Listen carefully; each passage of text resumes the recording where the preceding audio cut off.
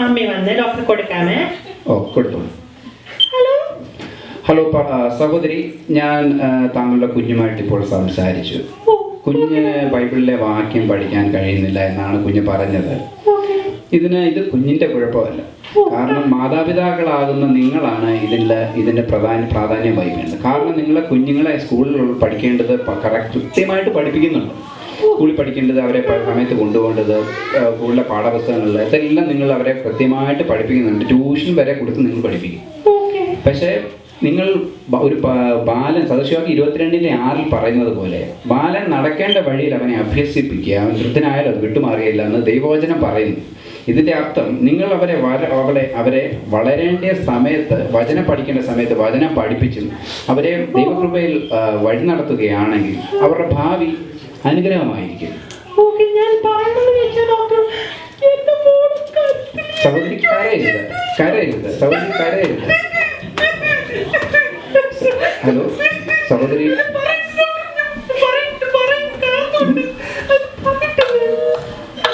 ചില സാങ്കേതിക തടസ്സം പോലെ നമ്മൾ ഫോൺ കാട്ടിയിരിക്കുകയാണ്. ഡോക്ടറെ, നമ്മുടെ സമയപരിധി പോലും നമ്മൾ പ്രോഗ്രാം വൈൻഡപ്പ് ചെയ്തിട്ടായിട്ടുണ്ട്. അതുകൊണ്ടായിട്ട് ഈ കുഞ്ഞിൻ്റെ ഒരു പ്രശ്നം ഇന്നത്തെ ചെറിയ കുട്ടികളിലൊക്കെയും കണ്ടുവരുന്നതാണ്.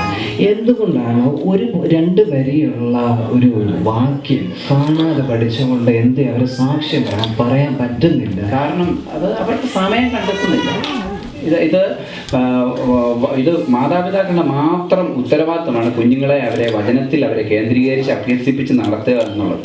തീർച്ചയായും അതാണ് മാതാപിതാക്കൾ മാത്രം മുൻകൈ എടുക്കുകയാണെങ്കിൽ അവരെ വചനം പഠിപ്പിക്കാനും കാണാതെടുത്ത് പഠിപ്പിക്കാനും ഒക്കെ സാധിക്കും.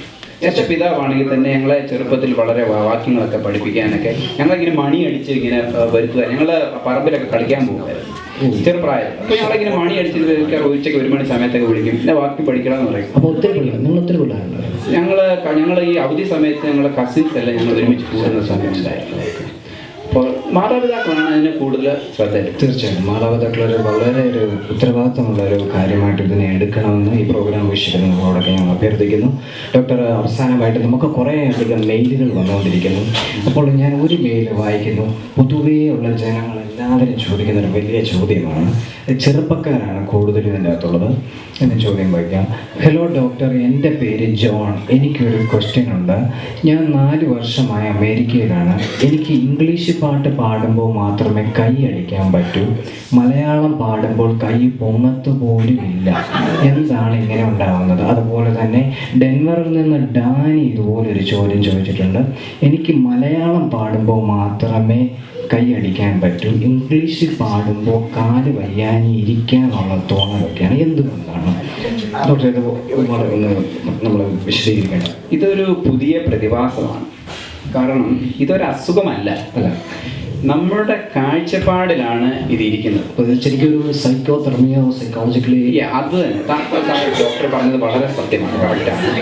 ഇത് നമ്മളുടെ കാഴ്ചപ്പാടിലാണ് ഇരിക്കുന്നത്. കാരണം നമ്മളിപ്പോൾ ഒരു സ്പാനിഷ് ചർച്ചിൽ പോയാലോ അതൊരു യഹൂദന്മാരുടെ ചർച്ചിൽ പോയാലോ അവരൊക്കെ അവരുടെ മാതൃഭാഷയിൽ ആരാധിക്കുന്നത് കുഞ്ഞുങ്ങൾ മുതൽ അപാരവൃദ്ധം ആരാധിക്കുന്നത് നമുക്ക് കാണുവാൻ സാധിക്കും. അവർ കൂടുതൽ ഇംഗ്ലീഷ് പാട്ട് പാടിയാലും ഇവർ ഈ മാതൃഭാഷ കിട്ടുള്ളൊരു കളിയില്ല. അതുപോലെ തന്നെ ഇവർ ഏത് ഭാഷയിൽ ഇത് വളരെ ആത്മീയമായിട്ട് മുന്നോട്ട് ഞാൻ പലതും കണ്ടിട്ടുണ്ട്. ഇത് നിങ്ങളിപ്പോൾ അമേരിക്കയിൽ ഒരാൾ പോയത് കൊണ്ട് അമേരിക്കക്കാരനാകത്തില്ല. തീർച്ചയായും. കാരണം ഇത് മാത്രമല്ല, നമ്മുടെ മാതാപിതാക്കൾ ശ്രദ്ധിക്കേണ്ട ചില കാര്യങ്ങൾ. അവർ അമേരിക്ക മനുഷ്യ കുഞ്ഞാന്ന് പറഞ്ഞാലും ഒരു മാതൃഭാഷ അവരെ പഠിപ്പിക്കുന്നതിൽ അവർ നല്ലൊരു പങ്ക് വഹിക്കേണ്ടതാണ്. അതിനുവേണ്ടി സമയം കണ്ടെത്തും. തീർച്ചയായും ഇംഗ്ലീഷ് പറയേണ്ടടുത്ത് ഇംഗ്ലീഷ് പറയണം, അല്ലെങ്കിൽ മറ്റു ഭാഷകൾ പറയേണ്ടടുത്ത് അറിയാമെങ്കിൽ അത് പറയണം. ഇല്ലെങ്കിൽ തീർച്ചയായിട്ടും നമ്മുടെ മാതൃഭാഷ. നമ്മൾക്ക് ഇംഗ്ലീഷ് ദൈവമോ മലയാളം ദൈവമോ ഒന്നുമില്ല, നമുക്ക് ഏക ദൈവമാണ്. അപ്പോൾ ദൈവത്തെ വളരെ സത്യതയോടും ആത്മാർത്ഥതയോടും ആരാധിക്കുക. അത് ഏത് ഭാഷയിലായിരുന്നു. അപ്പോൾ ഡോക്ടർ, നമുക്ക് ഈ പരിപാടി വേണ്ട ചെയ്യേണ്ടതുണ്ട്. അവസാനമായിട്ട് നമ്മുടെ പ്രേക്ഷകർക്കുള്ള കൊടുക്കാനുള്ള ഒരു വലിയ മെസ്സേജാണ്. ഈ രോഗങ്ങൾക്കെല്ലാം ഒരു പ്രതിവിധി എങ്ങനെയാണ്? ഇത് വചനമാണ് എല്ലാത്തിനും ഒരു പ്രതിവിധി. തീർച്ചയായും. കാരണം വചനം വായിക്കുന്നതിലൂടെ നിങ്ങൾ സത്യം മനസ്സിലാക്കുന്നു, ദൈവമായിട്ടൊരു ബന്ധം ദൈവമായിട്ടൊരു ബന്ധത്തിൽ പോകാൻ സാധിക്കുന്നത്. കാരണം തീർച്ചയായിട്ടും നമ്മൾ പെന്തക്കോസ്തുകാരെന്ന് പറയുമ്പോൾ വേർപാടുകാരാണല്ലോ, വേർപെട്ട് നമ്മൾ ഒന്നും നമ്മുടെ ജീവിതത്തിൽ ഉണ്ടാകാൻ പാടില്ല. അതെ. പക്ഷെ ഇന്ന് വേർപാട് പറ്റുകവർക്കാം, അത് നമുക്കാവില്ല.